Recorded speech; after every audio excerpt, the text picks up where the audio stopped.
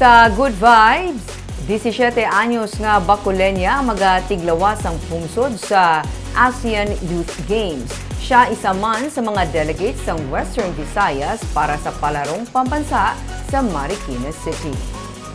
Sa sininga Hulyo 31, natalana nga mag-compete si Krisha Aguilion para sa 100-meter sprint sa palarong pambansa sa Marikina City. Isa siya sa mga negrense nga magatiglawas sa Western Visayas para sa national competition. Pero magluwas sa ginahimo nga pagpanghanda para sa palaro, todo man ang pag-ensayo ni Aguilion para sa nagahilapit nga ASEAN Youth Games sa Setyembre. Si Krisha isa ka senior high school student sa Bacolodnon High School. 2018 kag 2019 sa nangin gold medalist siya sa national competition para sa 100-meter sprint. Suno kay Aguilion, nangin inspirasyon niya ang magulang nga si Antoinette Aguilion nga isa man ka sprinter.